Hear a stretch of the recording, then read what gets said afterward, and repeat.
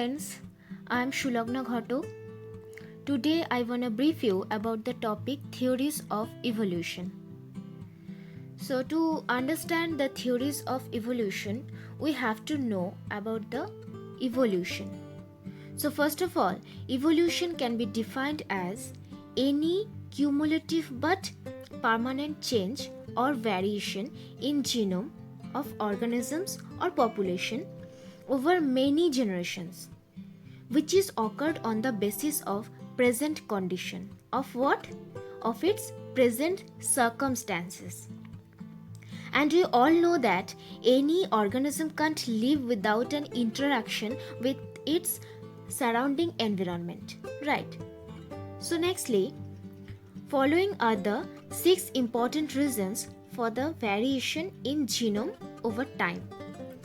First of all, recombination, which occurs in the Pachytene stage of meiosis 1. Secondly, arrangement of chromosomes at metaphase plate, which occurs in metaphase 2 of cell division. Thirdly, independent assortment, which can also be seen in anaphase stage of cell division. Fourthly, genetic drift. Nextly, mutation, and lastly, natural selection.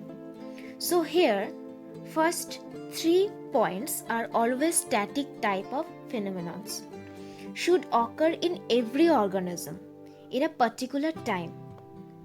But last 3 points or parameters are not fixed because those are natural aspects, right?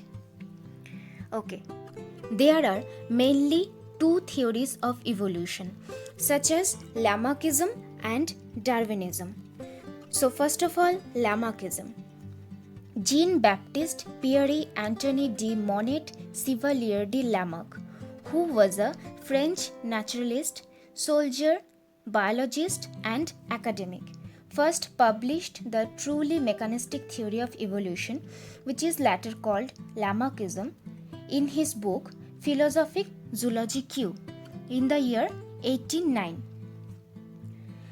So Lamarck first observed that if some members of a species which are looking like each other participate in reproduction and produce their offspring, then next generation will be little bit different from their ancestral generation, and in that way all the generations will be different from each other.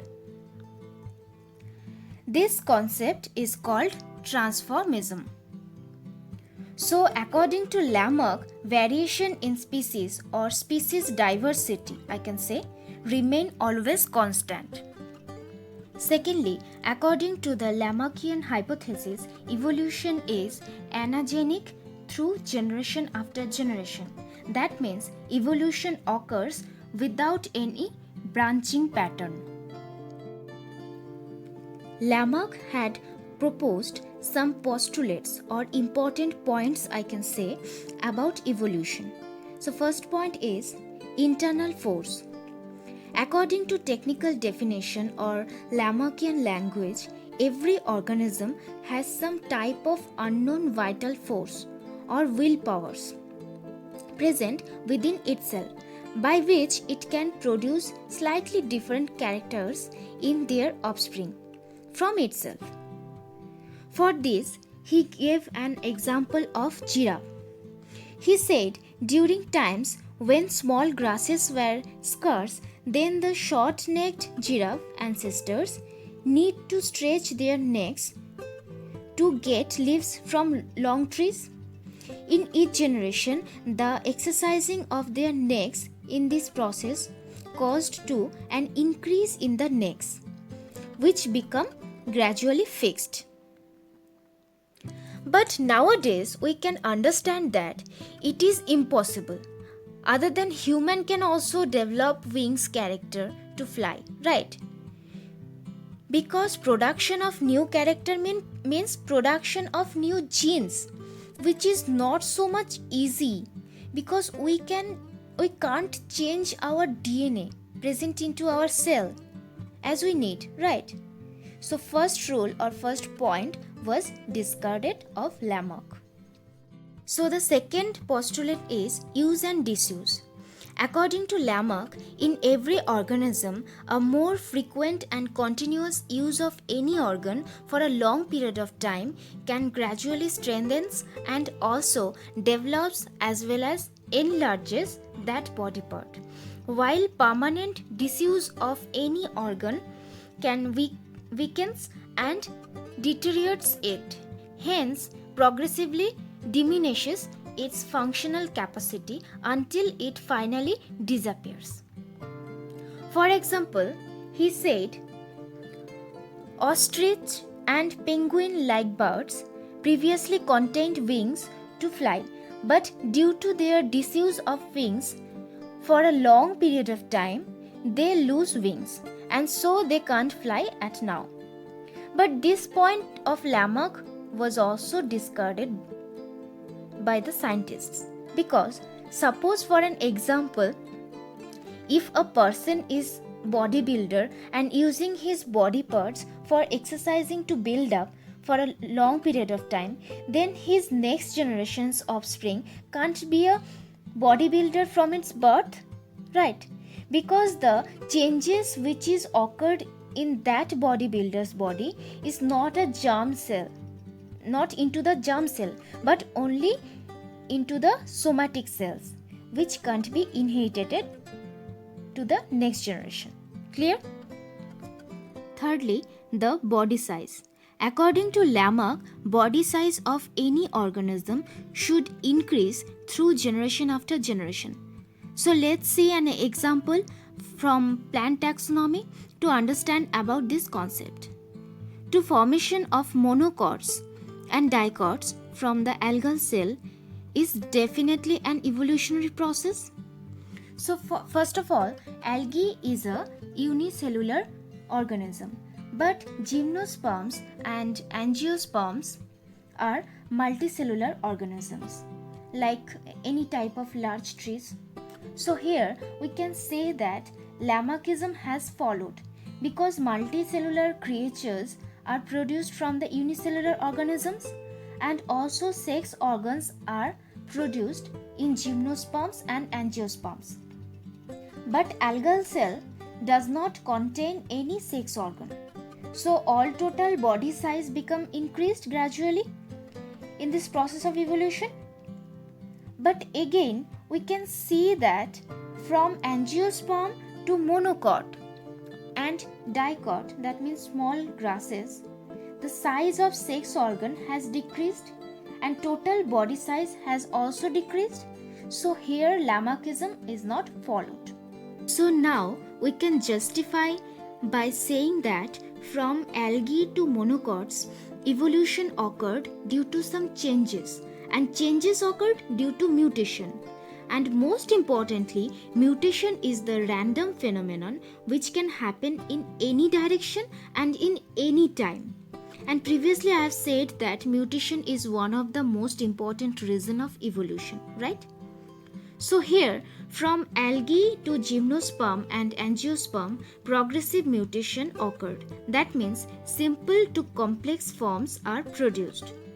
But from gymnosperm to monocots, there are retrogressive mutation has occurred. That means the monocots does not contain so much of genomes in their gene, which were in the multicellular angiosperms contain. Clear? So the fourth point is environmental force and new need. According to Lamarck, environment creates pressures on any organism due to which it develops new needs of it, and hence new characters are produced.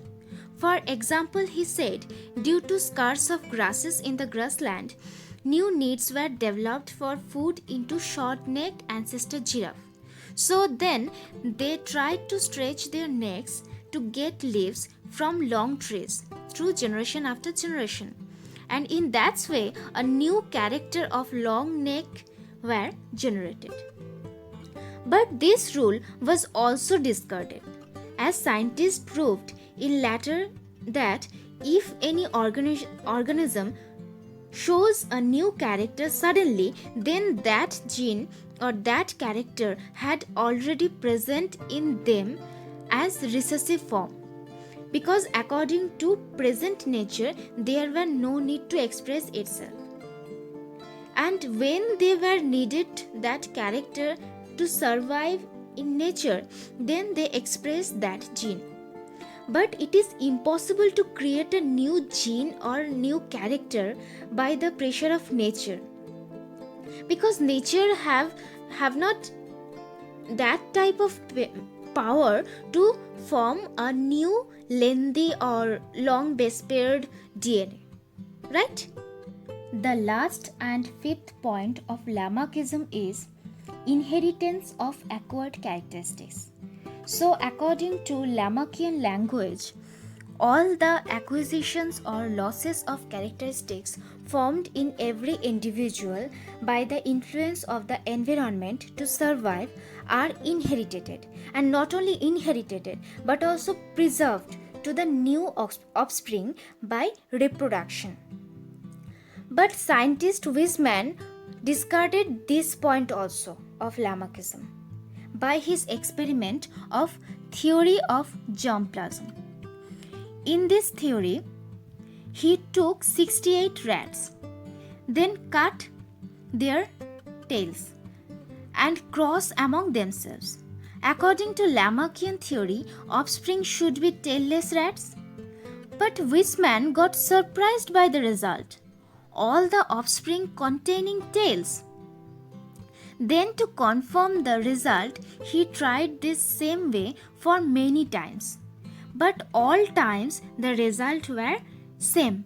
So then he concluded that the changes occurred into the germ cell become only inherited into the next generation.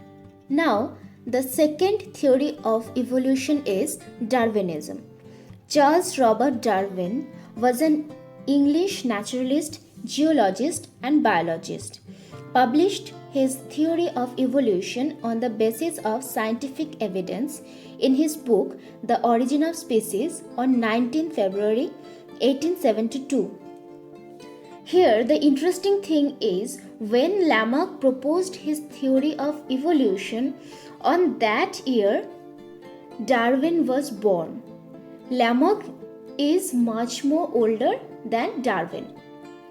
And according to Darwin, all species have evolved from one or few common ancestral population through the process of natural selection. So this is called diversification. And also, according to Darwin's law, many branches or clades can be produced from one ancestral population. That means evolution occurs with branching pattern or with cladogenesis. Darwin coined some terms according to the evolution theory. First of all, adaptation. According to Darwin, the inherited variations that increase an organism's chance of survival in a particular environment is called adaptation. That means if I am living in an environment, then the environment can create a pressure to change in myself. As environment is very dynamic, we know. That's why. So then if I will adapt any character, and that character will help me to survive, and also which character must have inheritance capability, then it is called adaptation. Secondly, natural selection. According to Darwin, natural selection is the differential survival and reproduction. What type of reproduction? Advantageous or disadvantageous reproduction of individuals due to differences in phenotype. So natural selection is a key mechanism of evolution that change in heritable traits characteristics of a population over generation. So somehow natural selection is based on the phenotype and as well as differential selection. That means if I have advantageous characters according to survive in the nature, then I can survive in the best way and for a long time. Okay? So let's see a hypothetical example, then you can easily understand natural selection. Suppose in one environment there are green and blue bugs are present. Here green bugs got advantageous camouflaging characters with the surroundings. So birds cannot easily identify green bugs, but blue bugs can be easily identified by the birds, and so they are eaten. So here green body color is advantageous character and survive to reproduce longer than blue bugs do. So the more advantageous trait, that means green coloration, which allows the bugs to have more offspring and become more common in the population. If this process continues, then eventually all individuals in the population will be green in one time. So now I can say if there is a variation, differential reproduction and heredity, then it have evolution by natural selection as an outcome. There are some important aspects of Darwinism. First of all, variation exists among individuals of a species. That means, according to him, variation does not come due to the cause of natural selection. Variations or varieties of characters are already exist in nature. So if that variation is advantageous, then selection occurs, but if disadvantageous, then elimination happens. And in that case, Darwin gave his thought against Lamarck that there are both long-necked and short-necked giraffe were present in that environment. Though the character of long-neck were more advantageous, so they can survive, and the rest are eliminated from the nature by natural selection. Secondly, he stated that scarcity of resources, that means food, in a population would lead to competition between individuals of same species because all of them are using the same limited resources of nature. So if an organism has to exist, then it has to do struggle. And this principle is called struggle for existence. And lastly, such competitions, what type of competition? Negative or positive competition can occur, would lead to the death of some individuals while other would survive. From this reasoning, Darwin concluded that individuals having advantageous variations are more likely to survive and reproduce than those without the advantageous variations.